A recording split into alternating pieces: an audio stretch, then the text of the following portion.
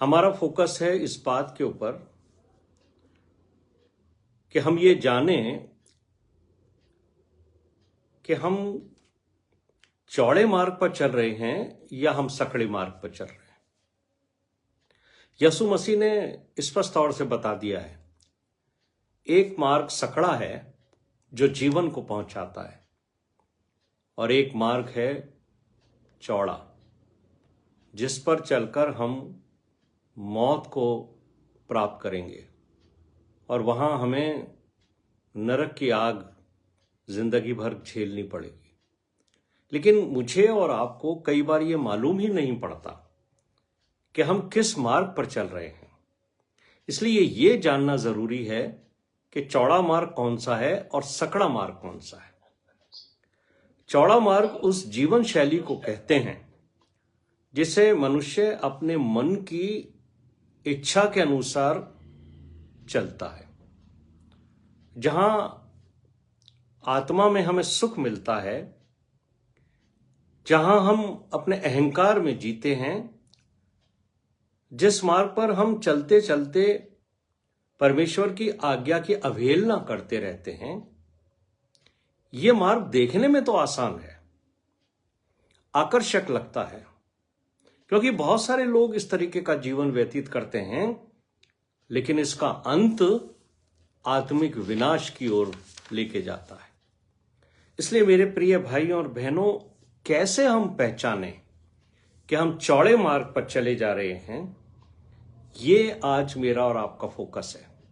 सबसे पहली बात यह है कि जब आपको पाप सामान्य लगने लगे, आपको लगने लगे कि ठीक है, पाप में भी मैं अपने आप को बहुत कंफर्टेबल फील करता हूं।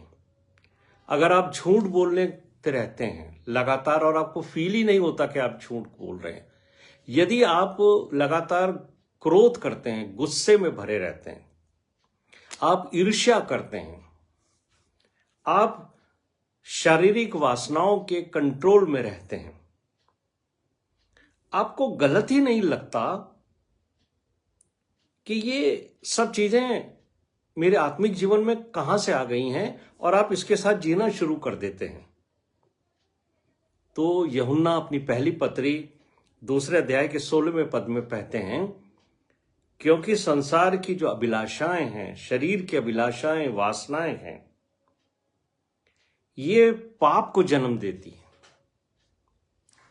दूसरी बात है, जब आत्मिक जीवन ठंडा पड़ जाए तब आप समझ लीजिए कि आप चौड़े मार्ग पर चल रहे हैं। जब आपका मन ही ना करे कि आप प्रार्थना करो, जब आपका मन ये ना करे कि आप बाइबल पढ़ो, आपका मन आराधना में जाने को ना हो, परमेश्वर के घर आप जाने की इच्छा ना हो, सोए पड़े रहते हैं बहुत सारे लोग।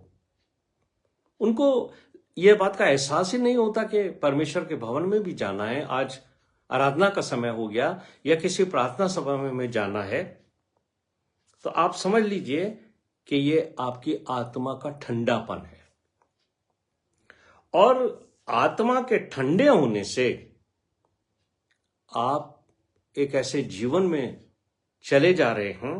इसके लिए प्रकाशित वाक्य 3 अध्याय उसके 16वें पद में लिखा है कि परमेश्वर का आत्मा कहता है, ना तो तू ठंडा है ना तू गर्म है।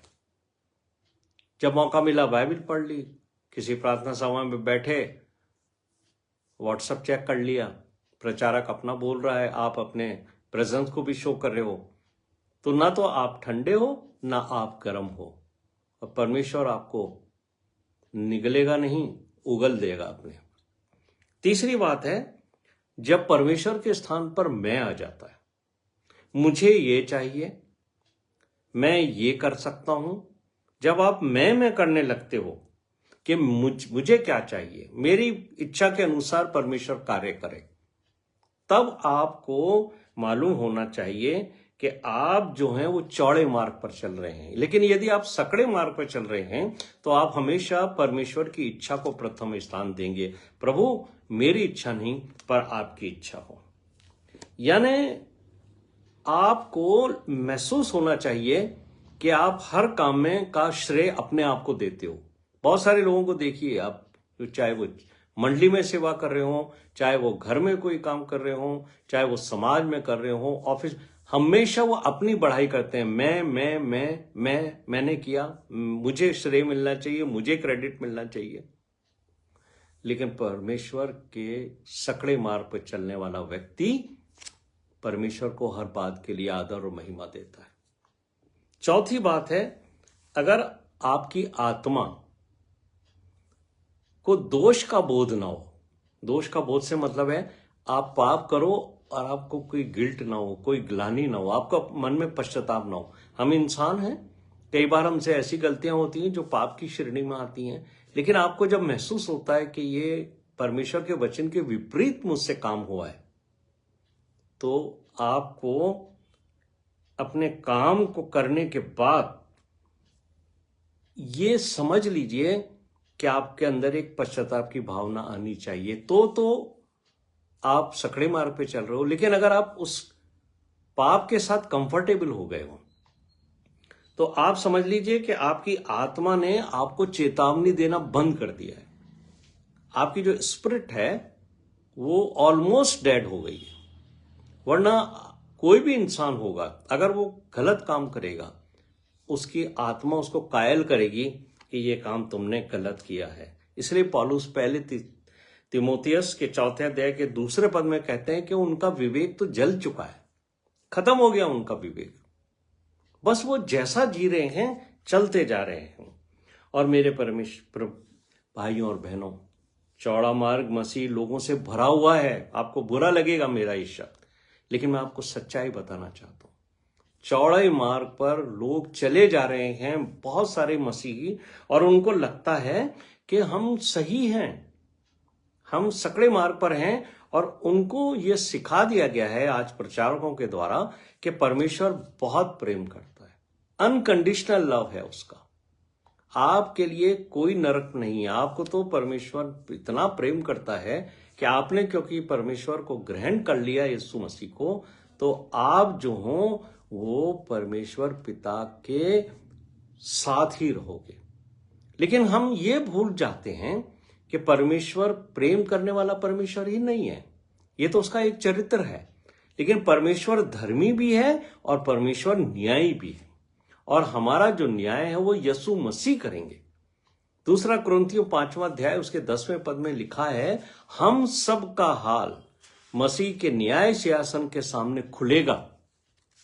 ये ध्यान रखना मेरे प्रिय भाइयों और बहनों, we must all appear before the judgement seat of Christ.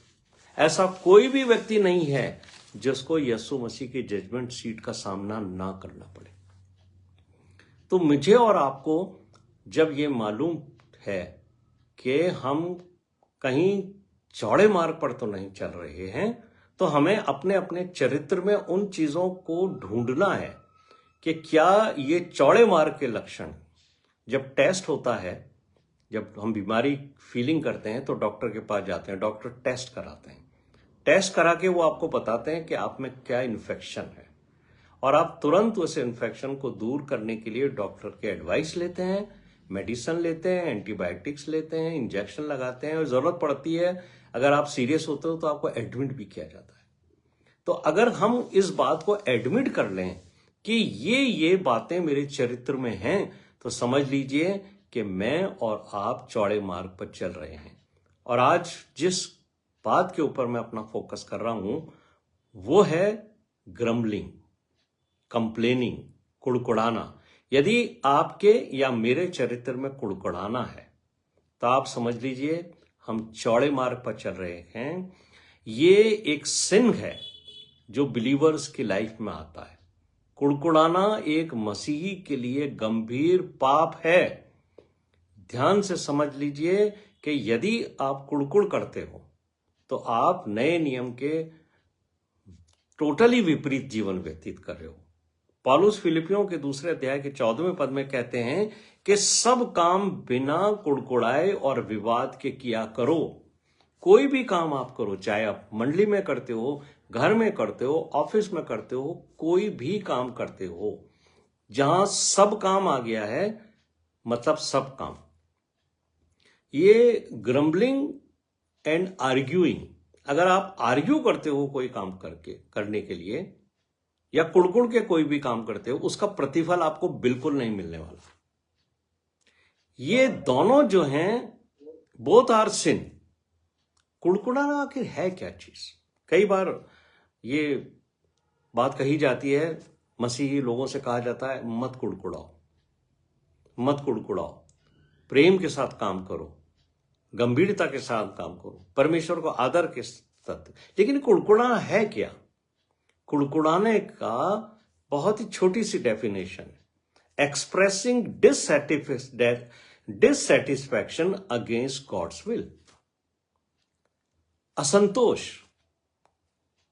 शिकायत, परमेश्वर की इच्छा पर बुड़बुड़ाना, डिससेटिस्फैक्शन अगेंस्ट गॉड्स विल।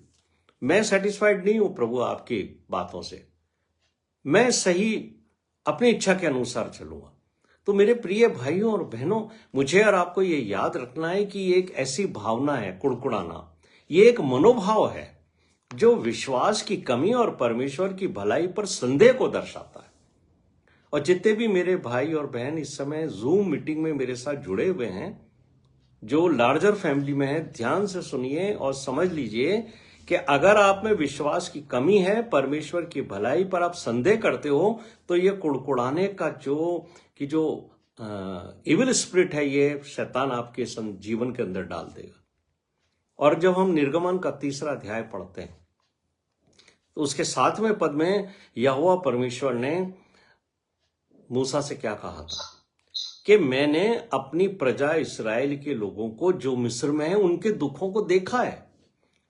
और ये एकदम से नहीं, 430 साल की गुलामी में उन लोगों के ऊपर जो प्रताड़ना होती थी, उनसे जो कठोर परिश्रम लिया जाता था, जो उनके ऊपर जो उनका जो परसिक्यूशन होता था, उससे उन लोगों ने चिल्ला कर परमेश्वर की दुहाई दी। और देखिए 430 सालों में कितनी पीढ़ियां निकल गई, लेकिन परमेश्वर अपने समय के अनुसार ही सुनता और न्याय करता और छुड़ाता भी है। तो उसने मूसा से कहा कि मैंने उनके दुखों को निश्चय देखा है, और उनकी जो चिल्लाहट है परिश्रम करवाने वालों के कारण होती है, उसको भी मैंने सुना है। उनकी पीड़ा के ऊपर मैंने अपना मन लगाया है, और अब मैं इसलिए उतर आया हूं कि मैं तुझे भेजूं कि तू उनको मिस्र के गुलामी में से निकाल ले आए। और परमेश्वर यहोवा ने इतने चमत्कार मिस्र देश के अंदर दिखाए ताकि इस्राएलियों का विश्वास यहोवा परमेश्वर पर हो, और फिर बड़े बड़े चमत्कार दिखाने के बाद परमेश्वर उनको वहां से निकाल कर ले आया। लेकिन जैसे ही ये लोग लाल समुद्र से बाहर निकले और शूर के जंगल में के रास्ते कनान की ओर बढ़ने लगे, आप देखिए जो हमारी बेटी सुलेमीन ने पढ़ा था अभी, एक्सोडस 15, 22, 26 के अंदर, या शायद शेरोन ने पढ़ा, तो हम ये देखेंगे कि ये अभी थोड़ा आगे ही चले थे, 3 दिन चले होंगे लगभग, कि पीने का जो पानी था वो लगभग इनका समाप्त हो गया। और ये मारा नाम के एक स्थान पर आए, वहां जो पानी इनको मिला वो खारा पानी था। और जैसे ही इन्होंने वो खारा पानी पिया तो ये कुड़कुड़ करने लगे, मूसा के विरुद्ध ये बकबक करने लगे, हम क्या पिए। मतलब थोड़ी छोटी बात के लिए कुड़कुड़ाना, कंप्लेन करना, ये उनके नेचर का हिस्सा बन गया। और देखिए कि परमेश्वर के सामने जब मूसा जाके रोता था, गिड़गिड़ाता था, तो परमेश्वर ने उसको समझाया कि जा, ये एक पौधा है, ये एक पेड़ है, इसकी एक डाली उसमें डाल देना तो ये पानी जो है वो मीठा हो जाएगा। एक पौधा बता दिया परमेश्वर ने, और परमेश्वर ने मूसा के द्वारा उस खारे पानी को भी मीठा कर दिया और वो लोग तृप्त हो गए। लेकिन ये जो बुड़बुड़ाहट हुई, उसके वजह से परमेश्वर ने एक नियम सेट कर दिया जो आपको एक्सोडस 15:26 के अंदर मिलेगा। यहां परमेश्वर ने उनसे कह दिया कि यहोवा का वचन अब तन मन से सुनना है, यानी उसकी सब विधियों पर और उसकी आज्ञाओं के ऊपर अब आपको चलना है। यहां से परमेश्वर के इंस्ट्रक्शंस उनके लिए चालू हो गए और इसके बारे में परमेश्वर ने कह दिया कि अगर तुम मेरी विधियों और आज्ञाओं के अनुसार चलोगे तो जो रोग मैंने मिस्रियों पर भेजे थे वो मैं तुम्हारे ऊपर कभी नहीं भेजूंगा। यानी इसके विपरीत आप समझ लीजिए कि परमेश्वर ने उनको इनडायरेक्टली ये बात कह दी कि अगर तुम मेरी आज्ञाओं के अनुसार नहीं चलोगे तो जो रोग मिस्रियों पर भेजे गए थे वो तुम पर भी आ सकते हैं। और गिनती का 21वां अध्याय 4 से 9 पद अगर आप पढ़ें, जब आपको समय मिले आप जरूर पढ़िए इसको, तो वहां से आगे बढ़ने पर घोर पहाड़ में से जब इस्राएली निकले, होता क्या था कि जब ये लोग कनान की ओर बढ़े चले जा रहे थे तो कई राजा लोग जो थे वो इनको इस बात की परमिशन नहीं देते थे कि ये हमारे राज्य के बीच में से निकले, क्योंकि इतनी बड़ी भीड़ थी लाखों लोगों की। तो कई राजा लोग जो हैं वो घबरा जाते थे, तो वो कहते थे कि हम तुम्हें अपने बीच में से नहीं जाने देंगे। तो कई बार मूसा इनको लंबा रास्ता करके लेके जाता था। तो यहां पर हम देखते हैं गिनती की पुस्तक 21वें अध्याय में कि ये अदोम देश के बाहर बाहर घूमकर जाने लगे। अब ये रास्ता लंबा हो गया, लंबा होने के कारण ये जो लोग थे इस्राएली, इनका मन व्याकुल हो गया। व्याकुल का मतलब होता है डिप्रेशन में जाना, परेशान होना। और जब आदमी परेशान होता है तो उसके अंदर नेगेटिविटी इतनी डेवलप हो जाती है कि उसको सिर्फ नकारात्मक बातें के अलावा कुछ नहीं सोचता, और ये घबरा गए, घबरा जाना। तो 5वें पद के अंदर इस बात को लिखा गया है कि इस्राएली जो है वो परमेश्वर के विरुद्ध बुड़बुड़ाने लगे। पहले तो वो मूसा के विरुद्ध बड़बड़ाते थे, अब यहां हम देखते हैं कि वो परमेश्वर के विरुद्ध बुड़बुड़ाने लगे। और मूसा पे उन्होंने क्या आरोप लगाया कि तुम लोग हमें मिस्र से जंगल में मरने के लिए क्यों ले आए हो। ये बुड़बुड़ाना किस वजह से होता, क्या कहते हैं वो, अगर जब आप इसे पढ़ोगे, बोलते हैं यहां न तो रोटी है न पानी है। कमाल हो गया। अब देखिए कि परमेश्वर जो हैं इनको स्वर्गीय रोटी देते थे जिसे वो मन्ना कहते थे, पानी उनको हमेशा मिला झरनों के द्वारा, और चट्टान के में भी परमेश्वर ने चट्टान तोड़कर उनको पानी पिलाया। आप देखिए, ना तो इन लोगों ने कोई कुएं खोदे, ना इन्होंने कोई खेती करी, अन्न उपजाया कि गेहूं लेकर रोटी बनाएं, जौ जवार बाजरा कुछ भी लें, रोटी नहीं। इनको पानी मुफ्त मिला, रोटी इनको स्वर्गीय रोटी मिली मन्ना के रूप में, कुछ नहीं करना पड़ रहा था इनको, लेकिन बुड़बुड़ा रहे हैं परमेश्वर के खिलाफ। और इस रोटी के लिए क्या कह रहे हैं, मन्ना के लिए, कि ये निकम्मी रोटी खाते खाते हमारा मन उकता गया। कैसे लोग हैं। क्या हुआ इसका परिणाम, यहोवा परमेश्वर ने इनकी बुड़बुड़ाहट की वजह से इनके ऊपर सांप भेजे जो इनको काटने लगे, और कई लोग मर गए। आप देखिए कैसा चरित्र हो जाता है इंसान का जब उसको बिगर कुछ कहे बहुत सारी चीजें उपलब्ध हो जाती हैं। फ्री की जब रोटियां खाने को मिलता है, तब देखिए हम परिवार में भी बहुत सारे लोग ऐसे मिलते हैं। कई परिवारों में ऐसे लोग हैं जो कुछ भी नहीं करते हैं, लेकिन जब वो डाइनिंग टेबल पर बैठेंगे, भोजन के लिए आएंगे, सबसे ज्यादा ऐसे लोग कुड़कुड़ करते हैं खाना खाते हुए जो कुछ भी नहीं करते घर परिवार के अंदर।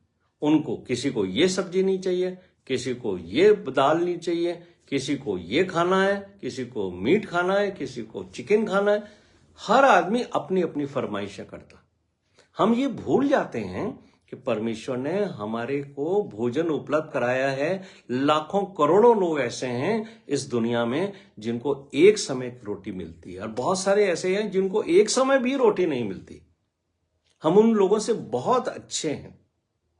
इसलिए पौलुस ने एक बार ये बात कही है, दूसरे थिस्सलुनीके 3:10 के अंदर, वहां के लोगों के लिए कही थी। क्या कहा था उन्होंने, कि जो कोई काम करना ना चाहे ना, फ्री में बैठ के रोटियां तोड़ना मांगता है, वो खाने भी ना पाए। बाइबल आपको स्पष्ट तौर से मना करती है कि बिना काम किए रोटी मत खाना।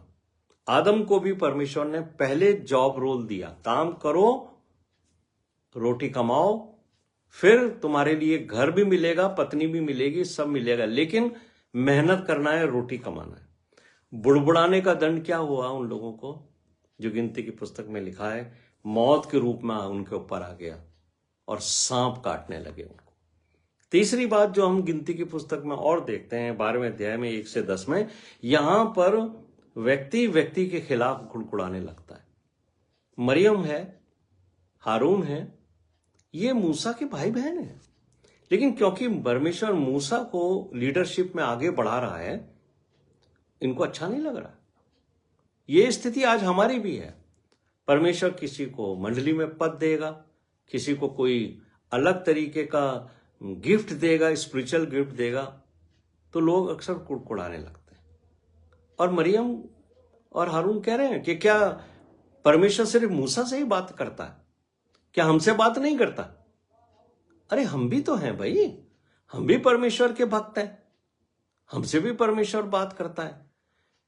ये बात परमेश्वर को अच्छी नहीं लगी, क्योंकि परमेश्वर जानता था, यहोवा परमेश्वर, कि मूसा इस दुनिया में सबसे ज्यादा नम्र और दीन व्यक्ति है जो मेरी आज्ञाओं के अनुसार चलता है।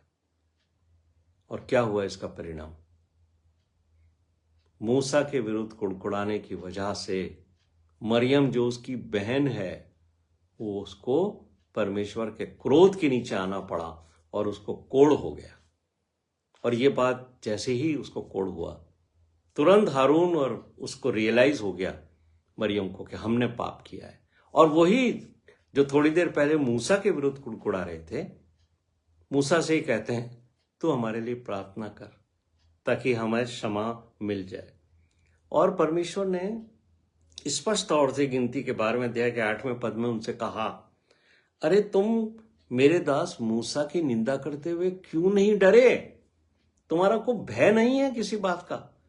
कुड़कुड़ाना, एक दूसरे के ऊपर आरोप लगाना, अपने आप को परमेश्वर का भक्त बताना, अपने आप को राइचस बताना, अपने आप को धर्मी बताना, क्या स्थिति है ये परमेश्वर के सम्मुख एक ऐसा पाप है जिसके लिए परमेश्वर दंड देता है। ग्रम्बलिंग और कंप्लेनिंग के लिए मसीही विश्वासियों के लिए क्या शिक्षा है नए नियम में, मुझे और आपको देखना है। पहली बात, हमें कृतज्ञ बनना है, कुड़कुड़ाने वाले नहीं बनना है, हमें धन्यवाद देने वाला बनना है। हर स्थिति में परमेश्वर का धन्यवाद देना है, कैसी भी स्थिति हो। पौलुस पहले थिस्सलुनीकियों 5:18 में कहते हैं, हर बात में धन्यवाद करो, क्योंकि तुम्हारे लिए मसीह यीशु में परमेश्वर की यही इच्छा है। मसीह यीशु में है, इन क्राइस्ट। क्या इच्छा है परमेश्वर की? कि तुम हर बात में धन्यवाद करो। चाहे मसीही लोगों के जीवन में कठिन परिस्थितियां हो तो भी परमेश्वर का धन्यवाद करो, मुश्किल समय हो, समस्याएं हो, तब भी परमेश्वर का धन्यवाद करो। और जब हमारे जीवन के अंदर सब वो चीजें मिलती रहती हैं जो हम चाहते हैं, खुशी, आनंद और सब कुछ अच्छा रहता है, अच्छा स्वास्थ्य रहता है, तब तो हम धन्यवाद करते ही हैं। लेकिन यदि मुश्किल समय में, विपरीत परिस्थितियों में, कठिन समय में, बीमारियों में भी, तकलीफों में भी हम परमेश्वर का धन्यवाद करते रहेंगे, तो याद रखिए कि हम सकड़े मार्ग पर चल रहे हैं।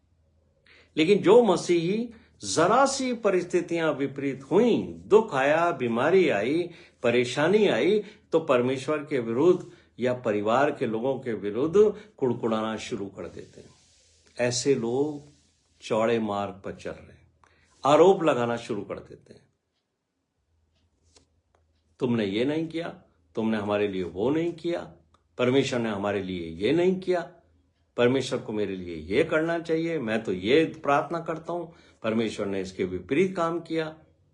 मुझे अच्छा स्वास्थ्य चाहिए, परमेश्वर ने मुझे बीमार कर दिया और बीमारी बहुत लंबी चल रही है। तो ऐसे लोग, ये चरित्र रखने वाले व्यक्ति ध्यान से समझ लें कि आप चौड़े मार्ग पर चल रहे हो। और चाहते क्या है कि उनके जीवन में कंफर्ट ही कंफर्ट रहे, कोई भी चीज की कमी ना हो, खूब धन मिले, कोई बीमारी नहीं, कोई परेशानी नहीं, बच्चे अच्छे पढ़ें, सबको अच्छी पोस्टिंग मिले, सब आनंद और खुशी रहे, लेकिन परेशानी, दिक्कत, तकलीफ कुछ भी ना हो। ऐसे लोग चौड़े मार्ग पर चले जा रहे हैं। और जब हम बहुत सारे मसीह हैं, उनको ये पद बड़ा अच्छा लगता है जो रोमन्स चैप्टर 8 वर्स 1 के अंदर है। रोमियो का 8वां अध्याय उसके पहले पद में पौलुस कहते हैं, जैसे मसीह यीशु में हैं, जो मसीह यीशु में हैं उन पर दंड की आज्ञा नहीं। तो लोग सोचते हैं हम तो मसीह यीशु में, हमारे लिए तो ये पद लिखा है, हम पर कोई दंड नहीं होगा। लेकिन भाई ये भी तो लिखा है, जो पौलुस ने लिखा है कि हर बात में धन्यवाद करो क्योंकि तुम्हारे लिए मसीह यीशु में परमेश्वर की यही इच्छा है। ये भी तो यीशु मसीह में ही है। अगर यीशु मसीह में आप पर दंड की आज्ञा नहीं है तो मसीह यीशु में आपको धन्यवाद करने के लिए कहा गया है हर परिस्थिति के अंदर। लेकिन कठिन परिस्थितियों में धन्यवाद हम क्यों नहीं करते हैं, ये भी तो परमेश्वर के से हमें जानना चाहिए कि प्रभु मेरे अंदर ऐसा क्या है, कौन सा है वो चरित्र का हिस्सा जिसकी वजह से मैं कुड़कुड़ ही करता रहता हूं, मेरे अंदर कौन सी आत्मा है। तो परमेश्वर मुझे और आपको कायल करेंगे, बताएंगे कि ये शैतान ने तुम्हारे अंदर अपनी आत्मा डाल रखी है, वो आत्मा है जो तुम्हारे से ग्रम्बलिंग कराती है, कंप्लेनिंग कराती है, हर चीज में तुम्हें नुक्स दिखाई देता है। और जब भी अय्यूब की बात चलती है तो मसीह लोग बड़े खुश होते हैं। देखो हम में से बहुत सारे लोग हैं जो अय्यूब के जीवन को बात करते हैं। कोई परिस्थिति हो, अय्यूब के जीवन को देखो भाई, कितनी उसके ऊपर पीड़ाएं आई, कितनी परेशानियां आई, सब लोग उसकी तारीफ करेंगे, कैसा परमेश्वर का भक्त था। लेकिन क्या आपने सोचा, इतना अच्छा व्यक्ति जिसके बारे में परमेश्वर चर्चा करते हैं कि ये मेरी आज्ञाओं पे चलता है, उसके जीवन में भी परेशानियां आ गई, तकलीफें आ गई, उसको मालूम ही नहीं है कि क्यों आ गई है, क्योंकि उसका जीवन शैतान के द्वारा परखा जा रहा है। परमेश्वर ने कहा परख ले, लेकिन उसके चरित्र की जो खूबी है वो हमें समझनी चाहिए। उसकी पत्नी ने भी उसको एक बार तो उभार दिया कि ऐसी परिस्थिति से तो मरी जा, परमेश्वर को धिक्कार, परमेश्वर के विरुद्ध कुछ तो बोल। लेकिन ये अय्यूब के दूसरे अध्याय के 10वें पद में अय्यूब कहता है कि मैं क्यों मूर्खतापूर्ण बातें करती है तू। अरे जिस परमेश्वर ने मेरे साथ इतनी भलाई करी है, अगर उसके हाथ से कुछ दुख परेशानी आ रही है तो क्या मैं वो ना लूं। अय्यूब ने अपने मुंह से कोई पाप नहीं किया, उस समय भी उसने न तो कुड़कुड़ाहट करी न परमेश्वर के ऊपर कोई आरोप लगाया। लेकिन आप अपने आप को रख कर देखिए इस स्थिति में कि आपके ऊपर जब आता है तब आप क्या धन्यवाद करते हो। जब आपको पता पड़े कि आपके बच्चों की मृत्यु हो गई, क्या आपके मुंह से धन्यवाद निकलेगा। जब आपको पता पड़े कि आपका सब धन संपत्ति लुट गई, आपका घर टूट गया, आपका घर बर्बाद हो गया, आपने जो बरसों से मेहनत करके बहुत सारी चीजें जोड़ी थी वो सब खत्म हो गई, तो क्या आप कुड़कुड़ाओगे या परमेश्वर का धन्यवाद करोगे। मेरे प्रिय भाइयों और बहनों, हमारे बहुत सारे मसीह हैं जो अय्यूब की तारीफ तो करते हैं, लेकिन जब उनके ऊपर परेशानी आती है तो परमेश्वर के विरुद्ध वो बुड़बुड़ाने लगते हैं। कई लोग जो हैं ये कहते हैं कभी घर में मृत्यु आ जाए, क्या कहते हैं, परमेश्वर ने मेरे साथ ही ऐसा क्यों किया, मेरे ही घर में मृत्यु क्यों भेजी। अरे अभी तो मेरे पति को जीना था, अभी तो मेरी पत्नी को जीना था, मेरे बच्चों को जीना था, अभी तो मेरे माता पिता के भरोसे मेरा जीवन आगे बढ़ रहा था। परमेश्वर ने मुझको मेरे ऊपर ये क्यों। कई लोग कहते हैं मुझे क्यों श्राप दे दिया। परमेश्वर किसी को श्राप नहीं देता, लेकिन हम कुड़कुड़ाते हैं, बुड़बुड़ाते हैं। कई बार तो लोग हॉस्पिटल में एडमिट होते हैं, डॉक्टरों के ऊपर बुड़बुड़ाते हैं, नर्सेस के ऊपर बुड़बुड़ाते हैं, रिश्तेदारों पे बुड़बुड़ाते हैं। हमें कोई देखना ही नहीं आता, कोई पूछता ही नहीं है। मतलब आप देखिए कि जिसके अंदर ये स्पिरिट शैतान ने डाल दी है बुड़बुड़ाने और कुड़कुड़ाने की, कंप्लेन करने की, वो व्यक्ति रह ही नहीं सकता। परिवार के सदस्यों पे, कई पास्टर के ऊपर भी बुड़बुड़ाते हैं। पास्टर को तुरंत आना चाहिए मुझे देखने, वो क्यों नहीं आए अभी तक? उनको पता होना चाहिए। अरे आपने खबर करी अपने रिश्तेदारों को? क्या आपने पास्टर को बताया? आपके चर्च के एल्डर्स को, कमेटी के लोग, किसको बताया आपने कि आप परेशान हो? आपने कभी प्रार्थना के योद्धाओं को बताया कि प्रेयर करने वाले लोगों को कि मेरे लिए प्रार्थना करो भाई? क्योंकि आपका संपर्क ही नहीं किसी से। आप तो अपने मजे के जीवन में जिए चले जा रहे हो और आपको किसी की जरूरत ही महसूस नहीं होती। आपको तो खुदा की जरूरत महसूस नहीं होती, क्योंकि आप चौड़े मार्ग पर चले जा रहे हो। मेरे प्रिय भाइयों और बहनों, यदि मैं कुड़कुड़ाता हूं या आप कुड़कुड़ाते हो, तो ये इस बात का प्रदर्शन है कि हमें परमेश्वर पर भरोसा नहीं है। हमें कतई परमेश्वर पर भरोसा नहीं। लेकिन जो व्यक्ति सकड़े मार्ग पर चले जा रहे हैं, वो भजन संहिता 100 के 5वें पद के अनुसार क्या कहते हैं? प्रभु भला है, अरे उसकी दया तो सदा बनी रहती है। देखिए, परमेश्वर की भलाई को हमेशा स्मरण करिए, चाहे अच्छे दिन हो, चाहे कठिन दिन हो, चाहे बुरे दिन हो। प्रभु भला है, उसकी दया सदा बनी रहती है। और परमेश्वर चाहते हैं हम जो विश्वासी हैं ना, हम विश्वास से चलें। अरे हम विश्वासी कहलाए इसीलिए जाते हैं कि हम परमेश्वर पर भरोसा करके चलते हैं। तो जो भरोसा करता है वो अपने मुंह से कुड़कुड़ाएगा क्यों? परमेश्वर देखना चाहते हैं हम कठिन परिस्थितियों में, विकट परिस्थितियों में अपना कैसा चरित्र का प्रदर्शन करते हैं, लोगों के सामने हम कैसा व्यवहार करते हैं। क्या हम उसकी स्तुति करते हैं? क्या हम उसका धन्यवाद करते हैं? या लोगों के आने के ऊपर हम परमेश्वर को ही कोसने लगते हैं? और प्रेरितों का 16वां अध्याय उसके 25वें पद में पौलुस और सिलास जेल में है, लेकिन वो कुड़कुड़ा नहीं रहे। पहले तो उनकी पिटाई हुई, बैंतें पड़ी उनके ऊपर, लोगों ने उन्हें सताया, फिर पकड़कर जेल में डाल दिया, लेकिन नहीं कुड़कुड़ा रहे। बल्कि क्या कर रहे हैं? वो भजन गा रहे हैं, परमेश्वर की स्तुति कर रहे हैं। फिर क्या हुआ? फिर चमत्कार हुआ। अगर आप अपने कठिन परिस्थितियों में, अपनी तकलीफों में, अपनी बीमारियों में परमेश्वर को धन्यवाद करते रहोगे, आपके कठिन मुश्किल दिनों में भी आपके जीवन में चमत्कार होगा। लेकिन अगर आप बुड़बुड़ाते रहोगे, कंप्लेन करते रहोगे, याद रखिए कि आप चौड़े मार्ग पर चले जा रहे हो और आप शैतान के दिखाए उस मार्ग पे चल रहे हो जहां आपको परमेश्वर पर भरोसा नहीं है, बल्कि आपको शैतान के दिखाए उस मार्ग पर भरोसा है और आपको पता ही नहीं है। इसलिए कुड़कुड़ाना केवल शब्दों का पाप ही नहीं है, ये मन का भी पाप है जो परमेश्वर की भलाई के प्रति अविश्वास को प्रदर्शित करता है। It is a sin of the heart that questions God's goodness. हम बहुत गुडनेस की बात करते हैं, लेकिन जब कठिन परिस्थितियां आती हैं तो ये हमारा जो मन है ना, जो हमारा दिल है, जो हमारी सोल है, ये क्वेश्चन करने लगती है कि परमेश्वर भला भी है या नहीं है।